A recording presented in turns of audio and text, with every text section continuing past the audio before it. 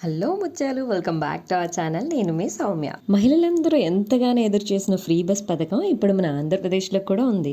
నేనైతే చెన్నై, బెంగళూరులో ఉండేటప్పుడు అదే ఫీల్ అయ్యేదాన్ని, ఎప్పుడెప్పుడు మనకొస్తుందా అని. ఆ రోజు వచ్చేసింది.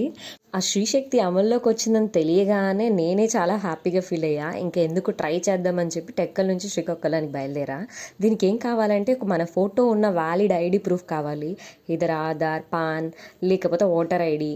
నేనైతే ఓటర్ ఐడి చూపించా, టికెట్ తీసుకున్నా. చూసారు కదా, శ్రీశక్తి అని వచ్చింది దానిపై. కండక్టర్ అయితే మార్నింగ్ నుంచి అందరూ ఆడవాళ్ళు ఎక్కుతున్నారమ్మా, 7,000 అయింది, ఫ్రీ టికెట్ కొట్టాను మార్నింగ్ నుంచి అని చెప్తున్నారు. ఈ శ్రీశక్తి పథకం నిజంగానే స్త్రీలకు ఒక శక్తినిచ్చింది. కూర బాగాలేదు, చారు బాగాలేదు అన్నారనుకో ఇంట్లో, అన్ని సర్దుకొని నువ్వు వెంటనే ఇంటికి వెళ్ళిపోవచ్చు. ఫ్రీ బస్సే కదా, సో జాగ్రత్తగా ఉండాలి మగవారు. మీరు ఇంట్లో ఏం అనకూడదు.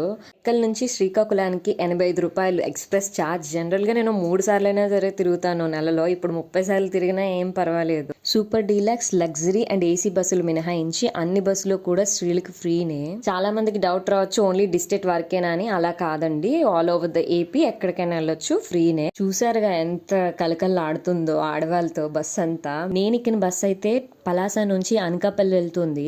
టెక్కల్లో ఎక్కడం వల్ల నాకైతే సీట్ దొరికింది, మిగతా వాళ్ళకైతే దొరకలేదు. ఈ పెద్ద ఆవిడైతే నాకు కాలు నొప్పమ్మ అన్నారని ఆవిడకి నేను సీట్ ఇచ్చేసి కాసేపే కదా అని నేను నిల్చొని ఒక 30 minutes దిగేసా. ఇదే నేను ఎక్కిన బస్సు. అలా వెళ్లే ముందు ఒక చిన్న లైక్, షేర్ అండ్ సబ్స్క్రైబ్ చేసుకోవచ్చుగా.